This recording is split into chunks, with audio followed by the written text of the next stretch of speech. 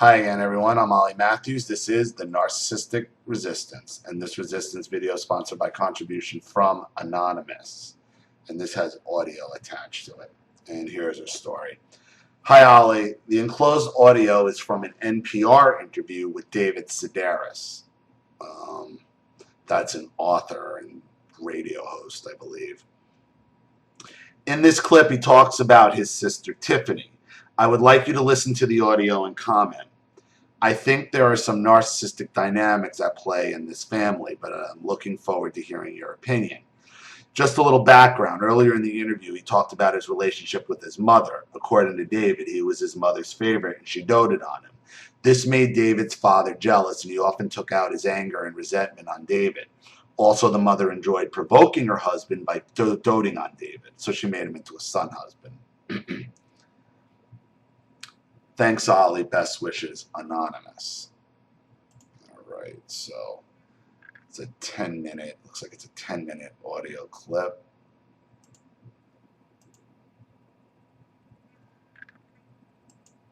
Here we go. I want to talk with you about your sister, Tiffany, who took her life. Well, actually, I'm not really sure how she died. I'll ask you about that in a moment. But you wrote about her in the New Yorker. But there's a couple of short entries from your book I want you to read. The first is October 3rd, 1977. But before you read it, tell us where she fit in your family, which had 6 children in it. My sister Tiffany was child number 5. All right. So he's obviously, now remember what was said. The mother said she doted on him to provoke the father, and the father took it out on him. David Sedaris is gay. Obviously, you can hear it. And, you have to ask, I'm not saying there's nothing wrong with being gay, but you have to ask the question, did the mother cause this? And I would say there's probably a real good possibility of it. Because it basically beats the masculinity out of this guy. She was the youngest girl and the second to the youngest child. There were 6 kids in the family. And she, it's interesting looking back over her life. My mom never really liked Tiffany very much, Tiffany was too much like my mother. And just I remember that as a child almost. My mother, I just thought, wouldn't want to be Tiffany. And wow. Then she ran away from home when she was 14, which took a lot of guts. I mean, the rest of us had threatened it, but we never did it. And she ran away from home, and then the police brought her back, and then she ran away from home again. And my parents sent her off to this school they'd heard about on the Donahue show, which was called Alon, which was in Maine. And now you hear a lot of things about Alon. I mean, it was like a horror factory. I mean, it was a horrible place. And from the time that Tiffany returned, 2 years later, until the last conversation I had with her, she brought up Alon in every single conversation. I mean, there was never a time when Tiffany didn't talk about the school that my parents, I don't even know if the school is the right word, the place that my parents shipped her off to when she was 14. I mean, in my parents' defense, if you've got 6 kids and somebody's running away from home, you don't really have the option of kind of dropping everything. No. There is no in his parents' defense here. And you see, this is what the little golden child, son husbands will do. You got a sister that was bullied basically to death by her own family. And you hear him talking about it completely emotionless. As a kid, I wouldn't want to be her. And now as an adult, he's basically blaming her for having the courage to run away from the abuse none of them had the balls to do. Lastly, him, because he was such a son husband to the mother.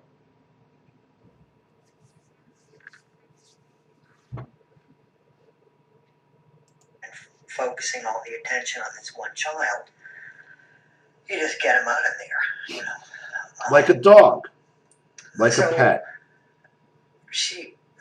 I think there were already something going on with Tiffany, even maybe by the time she was sent there. But when she came back, she was like, you could really tell that there was something different about her. Can you read that entry for us from Sure. October 3rd, 1997?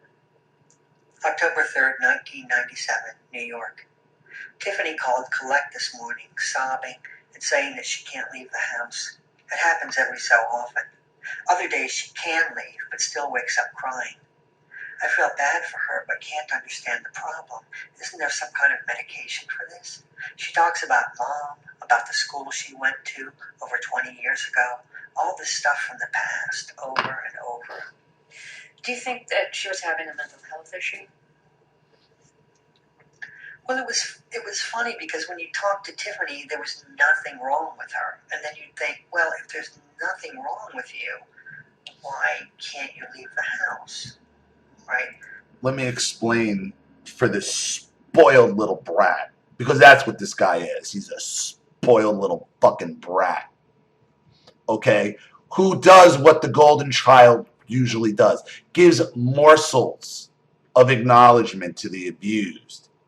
And then carries on nonchalantly like this. Why was Tiffany running away, David? Because of the abuse you said they were all getting. He said himself, mother really never liked the girl, wouldn't want to be her.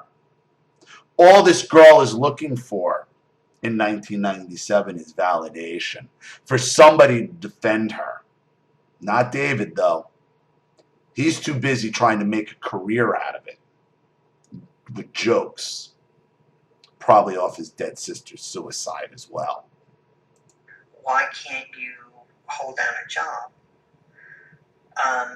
And in retrospect, and reading this book over, I would say, well, gosh, of course there was something wrong with her. But at the same time, you wanted to kind of believe her and believe that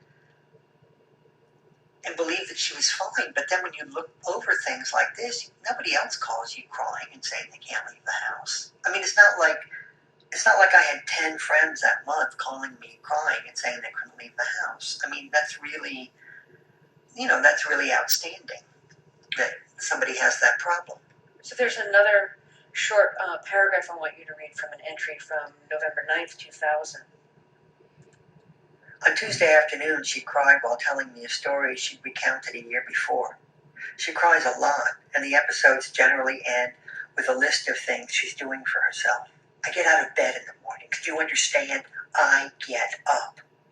The accomplishments are tiny, but I guess they're all she's got.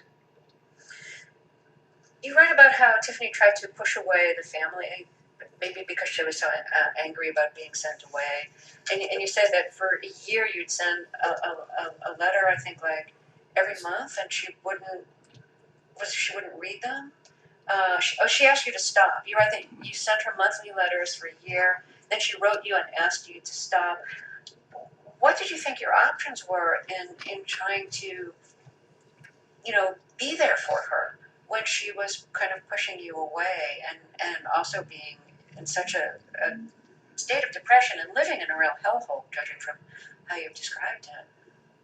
I feel like Tiffany had this story, and the story was that the family was horrible to her, and that had to be the story. That had to be the story that she maintained her friends. She couldn't change it. But, I was talking to somebody this weekend, and she wasn't complaining in any way, but I was asking her questions about how she grew up. And the things that I heard just appalled me. And I kept saying, that's not okay. And he's full of shit. He knew exactly what happened to her because he said at the beginning of this interview, I'm glad I'm not Tiffany. I mean, they just lie, these golden children, these son husbands. Okay, he revels in it. This is even his sing-song type of delivery, he's gaslighting everybody. For morsels, the morsels of acknowledgement that he gave this poor girl. And then he tries to come off as this deep thinker. Like, get the hell out. You're a phony, dude. You're a phony, trying to crawl back up your mother's vagina. Why didn't your siblings do something or say something? And it just made me think about Tiffany. You know, like the way that my mother never really liked Tiffany. Like, the rest of us should have said, Mom, you need to do something about this because that's not okay for you to treat somebody that way. Yeah, you should have. We never said that. We never called our mother on her behavior towards Tiffany. You know, Tiffany had a lot of anger at us, and a lot of it was really well-founded. I mean, I'm glad he acknowledges that. Adults, we could have said to our mother, this isn't okay. She was, I think, living in Massachusetts when she died. Yeah, she was living in Somerville, Massachusetts. And you're right that she'd been dead at least 5 days before her door was battered down. That's so disturbing. That's like everybody's nightmare to not only like die alone, but like no one knows that you died. And plus she had two roommates. And they said, well, I guess our smoking, I guess we didn't notice the smell because we smoke a lot. I mean, you have to smoke a lot. Wow. To not notice that in like 80-degree weather or 80-plus degree weather for 5 days. Do you know if she killed herself or like what happened? Yeah, she had saved up a lot of medication, Klonopin, and taken the Klonopin. And she had done that once before, and it didn't work, so this time she put a plastic bag over her head to make sure that it would work. I mean, she really wanted out. She really, and she, you know, there was a letter that my sister Amy went up there afterwards and found a letter, and it was so disjointed and so, I mean, if that was the state of my mind, I'd probably kill myself as well. I mean, if that's what the inside of my head was like. Just one more question about your sister. She had asked in her will that you not attend her memorial or have control over her remains. Did you honor that? Yes, nobody went to the memorial service, and her ashes went to somebody that she had worked with once, and my sister Lisa called this woman and said, could we have just like a thimbleful to scatter in the ocean behind the beach house? And the woman said no. So, and I understand that. Tiffany didn't want us to have them, so, you know, so we and the woman was just honoring Tiffany's wishes. But at the same time, you know, I mean, Tiffany sent my father, wrote my father a little letter, and it was like, you know, this doesn't have anything to do with you, and I love you, but still the story had to be that we were uniformly terrible to her. And that was just what the story had to be. And that's the truth. That's the truth. I mean, that's a lot of anger to take with you, you know. But again, it wasn't necessarily all misplaced anger, you know. She had her reasons to be angry. It's just, I think she didn't want to be mentally ill. And so she didn't want to take her medication. And if somebody's mentally ill and they won't take their medication, there's not a damn thing you can do about it, you know. And she was really hard to deal with, Tiffany, you know. And, you know, she would call my dad every day and just rail at him. And, you know, to his credit, he accepted the calls every day and he listened to it. And he he never gave up, hoping that things could improve. My guess is David Sedaris. He knew he deserved it. See, this is like pseudo guilt too. The brother knows the entire family rejected this girl. They all saw the mother abusing them and did nothing into adulthood. And you want to say the girl's crazy? I don't think the sister was crazy. She was abused. And she's angry. And I sure as hell understand, and this is what they don't understand. This is what people like Sedaris and his family, because he's really not taking much responsibility for it. You know, he's getting publicity and popularity out of it. Not that it's not popular to begin with. He played a major hand in his sister's death. And I completely understand the will. I don't want you using my death. I don't want you crying over me. I don't want you to see me. I don't want you to have any piece of me.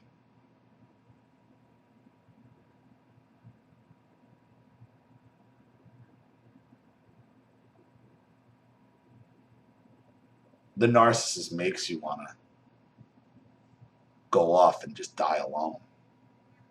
Any of us who haven't thought about that, just disappearing, gone. See, that's the difference between the narcissist and us. The narcissist fantasizes about their death. They fantasize about their funeral. They fantasize about people crying over them in the eulogies and people throwing themselves on their coffin. We think about how do we just die and not let anybody know about it. The thought of them crying over us, crying over our coffin, using our death to garner some sort of sympathy is unthinkable to me and to a lot of you. What the sister did, because she didn't want to, and I don't agree with her killing herself.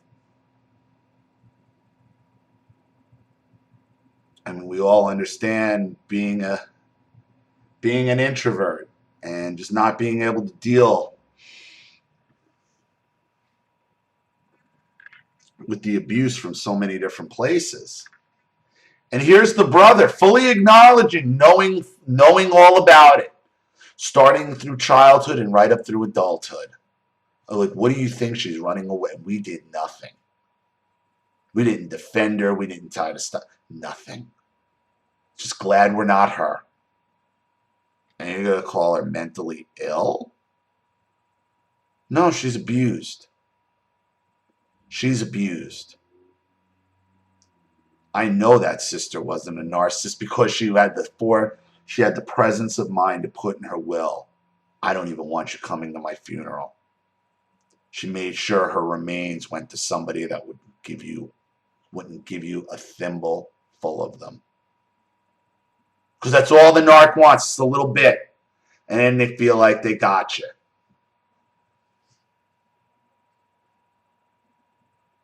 This haunts this guy, and it should. It absolutely should. He knows he bears a large part of the responsibility in his sister's death because he did nothing. He did nothing, and he did nothing because he was the golden child. He was the one mommy doted on to the point where it beat up her father. And the reason that he got beat by the father over it, and the reason why she attacked the father, and the father, because the father could have ended it all, and he didn't. He did nothing.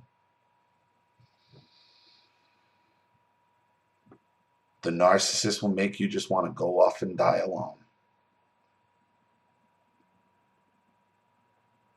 For us, dying alone is what we want. For them, dying alone is the worst thing ever. Nobody caring, and that's the difference between them and us. They fantasize about us, for some reason, crying over them at their funeral, which is never going to happen. Never going to happen. We don't even want them near us. We would rather just go off and die in the woods and never be seen or heard from again. Because that's what they've given us. That's the gift of comfort they've given us. That would be. Now, am I suicidal? No. But I sure as hell understand. I understand where this guy's sister was coming from, that anger and that rage every day as you think about this stuff every day. It's debilitating. And you see your brother out there making a career telling jokes on the radio. Like, come on. And he did nothing. The golden child. Self-admitted golden child. What do you expect? Thank you, Anonymous, for your contribution. Thank you for the clip. I really appreciate it. Thank you to everybody watching. Please leave any comments or opinions in the comment section below. And again, if you want your story read on the channel, you have a topic you'd like me to cover, a narcissist you'd like to expose, or you'd like to set up a Skype chat, Facebook chat, have a private video made or phone call, or you'd like to sponsor a video for someone else, or just sponsor the channel in general, you know what to do with the PayPal and email links in the description box. And if you're still unclear, wait for the instructional video link to pop up at the end of this video. That'll walk you through all of that. Please like and share this video wherever you can. Subscribe to my channel if you haven't, and be sure to click the subscription bell to be notified of all my video uploads. I'm Ollie Matthews. This has been the Narcissistic Resistance.